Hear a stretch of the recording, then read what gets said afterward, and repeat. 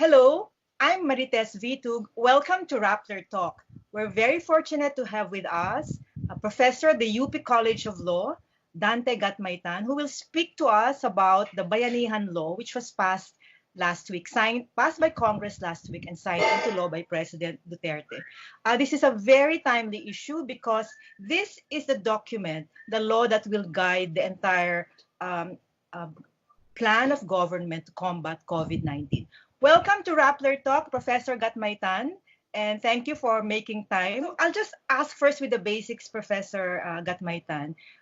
What is this Bayanihan Law all about? Ano ba ito? Kasi bakit kailangan ng emergency powers to combat COVID-19? Maybe you can walk us just a summary of the law.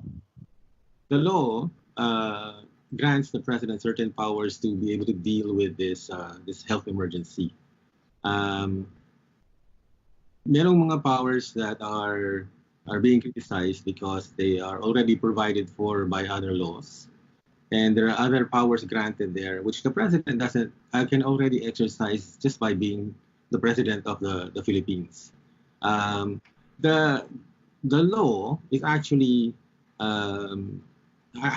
has a constitutional basis. There are three types of emergency powers, and the first one is the one that unfortunately we're very familiar with, and that's the commander-in-chief powers, and with the imposition of martial law and the suspension of the writ of habeas corpus. And that doesn't apply here because there's no invasion or rebellion to speak of.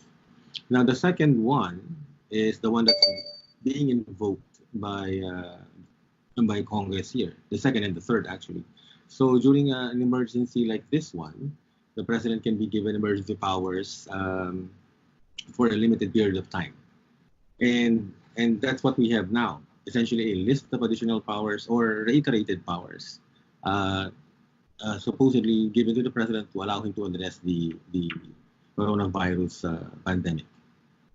So, how come, sabi ng mga ibang critics, how come yung mga ibang bansa, wala namang ginawang special law to combat COVID-19? Or are you aware of any other country that executed or their parliaments passed a special law? There's one country, I cannot remember which one at the moment. But the criticism there is that the president asked for a law that is so broad, and it's being criticized as an attempt to suppress opposition to that regime. It's kind of one of those strong-armed countries, and our solution, unfortunately, seems to be for more money to be used by the government. And for that reason, I think some members of the government think it's necessary for this law, because some of the provisions here really are about freeing up a lot of funds to be used to address this crisis. So yung main purpose nitong law is really to facilitate release of funds. Yun talaga ba ang key na special power granted to the president under this law? It looks like it's a major component of the law.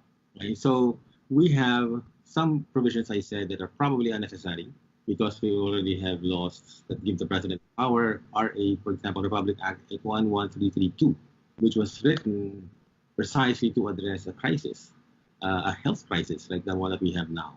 Now, there are some provisions which I think probably necessary just to clarify if the president has this kind of a power. Like extending deadlines for the submission of government documents, like sa taxes natin, and nobody's complaining about that one, diba? So may mga ganun. Can he provide for emergency funds? Yung mga yan, just to be safe, let's give him a statutory basis. But then the rest, I think, have to do, as I said earlier, about freeing up these funds, and the effect, I think, is unconstitutional because it goes to the extent of realigning the budget. So there are a lot of provisions on opening up funds, but there's one that really makes me uncomfortable because I think it goes beyond what the Constitution envisioned. So you mean that this law can be questioned? Of course, this is an emergency law. Pero ang sinasabi nyo na unconstitutional yung pag-realign ng funds? Yes, because there is a specific provision in the Constitution that prevents Congress from enacting any law that allows the president to realign the budget. And what they did here was authorize the president to do exactly that. So I think, regardless of the emergency, we cannot use a law. We cannot use a law on the pretext of addressing an emergency to circumvent constitutional provisions. So how can without this law, how can the president, kunyari wala itong bayanihan law, paano i-facilitate yung release ng funds for this emergency? Well, meron nang other laws like yung sa 11332. And part of that already says the president can ensure the availability of funds.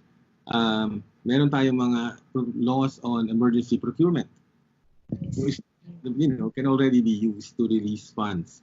And that's why some of us really don't see why you need to go to this extent.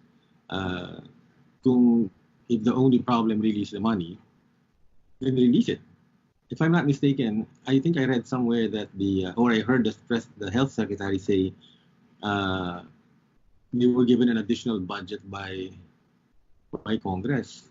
So that's another remedy. If you have the money, all you have to do is enact a supplemental budget to give the proper agencies the money that they need. So, I'm not downplaying the significance or the importance of the emergency, but I'm just that I think there are already sufficient ways to do this without not tempting the limits of the Constitution. Okay, so this law is only good for 3 months, right? Unless Congress extends it. Pwede ba yun? Sabi nila, unless Congress extends the law, it ends in 3 months. So at least is that source of comfort for you? It's only a 3-month law. Oh, the Constitution says that it's for a limited period. And then, to prevent the president from holding on to emergency powers, what the Constitution says is, unless it can be unless it's withdrawn sooner by Congress, by resolution hindi na law, kasi mahirap yung law, mas maraming, it's a longer process. So by resolution, they can withdraw it before the 3 months are up, or it terminates upon the adjournment of Congress. Yun lang nakalagay. Yes.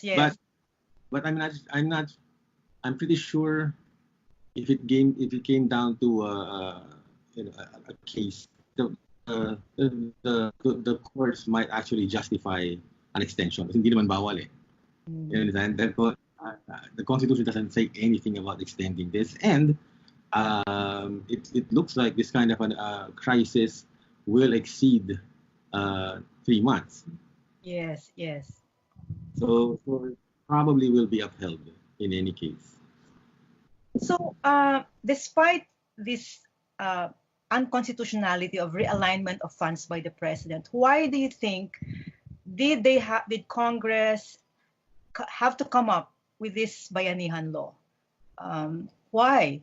I mean, when you said there are other laws that cover it already, although this was pointed out also by Edsel Lagman that it's not necessary, but why do you think was this enacted? There's another emergency power that is in the Constitution. Ito yung takeover powers of the president. So, kailangan kasi we need a law. We need Congress to enact a law to give the president that power. And in this case, it was used to allow the president to take over, direct the operations of medical facilities, hospitals, etc. And kumbaga take over the transportation. That's fine. The Constitution recognizes certain exceptions, but it is attended by public purpose, I think the phrase is. Pero kailangan ng batas eh. So that one, in other words, this law actually invokes two separate emergency powers of the president. So that's also needed. and they could have stood by their guns, and because remember the earlier drafts of the takeover clause really riled up the public because it was so broad. They could have just said, well, the Constitution authorizes it, but they backed down and they limited the coverage of the takeover, and they limited they put restrictions, diba, on the actual use. Kumbaga, it's for the transportation of medical personnel. Yes. So naglagay talaga sila ng mga restrictions. So if we saw the earlier drafts of this law and the final outcome, that's a reason to be happy, because it could have been so much more. At the beginning, there were yes, more constitutional issues would have been raised that if we had adopted the earliest versions. After reading the law, actually, nakita ko maraming provisions actually on public health. Parang that's the major component of the law, and that should be under the health secretary's mandate, right? So, sabi dito, if I can just read a portion, it says the law, the primary need is to mitigate, if not contain, the transmission of COVID-19. So I was quite surprised that there is a substantial provision on this, and it says to immediately and amply provide health care, including medical tests and treatments to COVID-19 patients. So, yun yung declaration of policy, pero ang nag-i-implement nito is a retired general as directed by the president. So, are you concerned about this na may gap?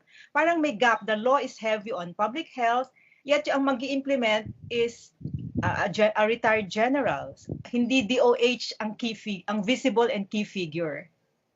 Well, the Congress would have provided that the efforts under this law will be directed by the Secretary of Health. But the President, in previous statements, has expressed faith in military thinking. Yun ang justification for appointing a lot of former military personnel, and he talked about the efficiency of the way they think. And in the president's mind, probably, I'm guessing, he's really more concerned about getting things done quickly. But it doesn't prevent the implementers of this law from relying with or coordinating with health personnel as they should, because Yes. as you pointed out, this is not a military operation. So if they treated it like simply as a military operation, then we probably will have difficulty addressing the spread of this virus. So they really should still communicate with health experts. Okay, good. And also with this law, the president can direct the Trade and Industry Secretary can he do that to compel manufacturing companies to produce medical equipment like masks, PPEs?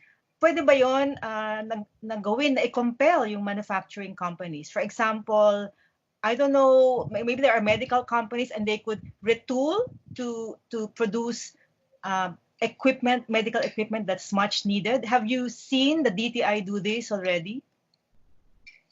No, I've never seen it. Actually, to be honest, parang hindi ko nakita yung provision na yun. So, nakita ko. No, there is no provision about, I think, ordering them, but it could happen because of this law, right? Na the president can direct. No? I doubt it, because that would fall under the takeover power of the president. And they limited the takeover power already to medical facilities and transportation. I see. Okay, so how can this law help or meet the demand? For example, then, kung hindi pwede yon kasi takeover pala yon, the president can compel the Bureau of Customs to facilitate the entry yung mga ating imported medical equipment. Yun siguro. Yes, but you don't need an emergency power to do that. I'm sorry. Really? So he's the president, and he has control over the Bureau of Customs. You don't need an emergency powers to ensure the speedy distribution of medical facilities. You're the president. You can do that. Okay, so I was wondering because, for example, San Miguel Corporation volunteered or voluntarily uh, decided to produce alcohol, additional supplies. So at hindi pala kailangan ng emergency powers dito. Pag ganito kasi the DTI can also maybe work with the private sector to do this. Is that possible, right? Yes, and they're not even being asked to. They're just volunteering these changes in production because they're as much a part of this effort than as the government is. So they know they have to do something, and you don't have to strong arm them into doing what you want. So ano sa'yo ang apart from you said unconstitutionality of realigning funds, ano pa ang ibang you see other red flags dito? Can you alert us what we should watch out for as citizens, as journalists? Yes, the other provision that's causing a lot of concern is yung penal provisions, particularly on the spread of fake information. Kasi it's not even fake news. You know, the law, in fact, has identified a crime, but has not defined it. Medyo broad yung provision, and it can be used. Ito yung kind of a provision that can be abused because it's so broad. But the good news is they've qualified it. Was it meant to cause chaos? Yes, You know, yes. yun ang mahirap pa i-prove eh. Pero you might prevail eventually dun sa litigation, but the fact is they can cite that provision and say we can arrest you kasi you're spreading false information. And the problem there is the way we use social media sometimes is to protest. Diba? We use satire, we use humor, and it's our right to protest no matter what the situation is. We have to complain because we're citizens, diba? And we're taxpayers. But the government can say that's every time you criticize them, that's false information. So you can go people. So dito sa law, walang nakadirect na responsibility to a specific agency to determine kung ano yung false information na nag-create ng chaos, right? Ito sa, hindi naman sinabi the office of the press secretary or the spokesperson. Wala. So anyone from government, any government agency can flag information that's supposedly misleading or false and leads to chaos? Ganun ba yun? I imagine department be the one making that determination. Oh, so DOJ can flag that, and then who makes the case? It's DOJ which will prosecute. Anyone can file a complaint, I guess. So if you have enemies, thank you. Ang kailangan pala dito kasi trusted. We need to trust pala our government if we don't trust them. Anyway, but that's a good point about a red flag, which is really we should all be aware of. And dito naman sa law na ito, ano ang impact sa local government units? So they are given autonomy. At the same time, they're also warned about abuses. So what's your take on this? The autonomy of local governments goes only so far as Congress allows it to begin with. So walang blanket autonomy to speak of that would allow them to do whatever they want to do. Now, there are already laws that limit the powers of local governments when it comes to health emergencies, including the Local Government Code and itong sinabi natin na 11332. And under the Local Government Code, the President can assume supervision of local government efforts to address a health emergency. And in RA 11332, there's a provision there that requires the establishment of strong working relationship with local governments to address a health crisis. And I think on the part of the government, there is some value to making sure that the efforts of local governments are coordinated Mm. And nature of this emergency. It's a virus, it's spreading fast, and I think in their minds, think you can't just go it alone, di ba? So kung merong quarantine in one city, it's rendered useless if you don't have a quarantine in yours. So merong justification for making sure that they comply with nationally uh, defined procedure. But it's also limited to di ba? To quarantines. Yes, yes. And tinitingnan ko uli yung meron nang lumabas pala, Professor, na emergency na guidelines for implementation. Nilabas na Executive Secretary. But if you go over it, it just lifts from the law. It lifts heavily from this law and just tells DOH, this is your part, DTI, this is yours.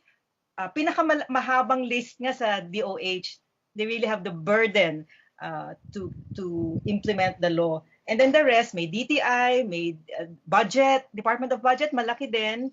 So the implementation guidelines just reflect the law. So wala akong nakitang anything extraordinary that needs the military. So yun lang, as we said earlier, pinag-usapan natin yun din yung parang it causes concern among us. And what's your advice? Today, Monday, as we record this, it's March 30. Ito na yung first Monday after the law was passed. Shall we expect already a report? Sabi ng law, to submit a report every Monday of the week to the Oversight Committee in Congress. So is it fair to expect this Monday, March 30? Yes, I think it is. I think they pounded the necessity of this law into our heads, so we can call them out and ensure that they comply with it.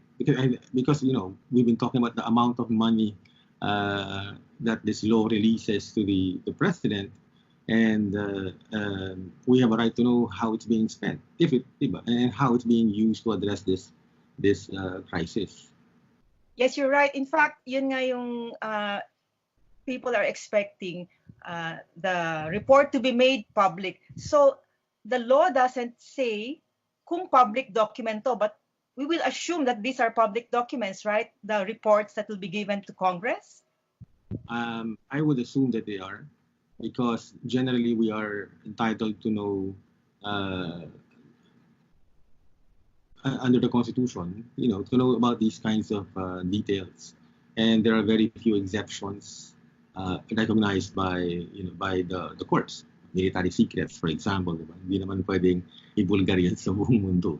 At saka yung yes, what else are exceptions ba dito sa public documents? We have cases where the court has said, while the state is negotiating a treaty, you give mga commercial treaties na yan. You don't have a right to find out what the heck is going on. Even if you disagree, that's the ruling. Okay. So dito naman walang national security implications to. Yes, I would think it should be regarded as a public document. Okay. On that note, thank you very much, Professor Dante Gatmaytan. And I would just like to just remind our viewers and listeners that every Monday of the week, magsasubmit ho yung Office of the President ng report sa Oversight Committee ng Congress. And we have a right to know and to have access to these documents, kasi that's where the report on how the billions of pesos in public funds, that's how we will know where they went and how they were spent in this very difficult time, and we all have to respond to this emergency. Again, thank you, Professor Gatmaytan, and we will keep in touch and continue this conversation. And thank you as well to our listeners and viewers.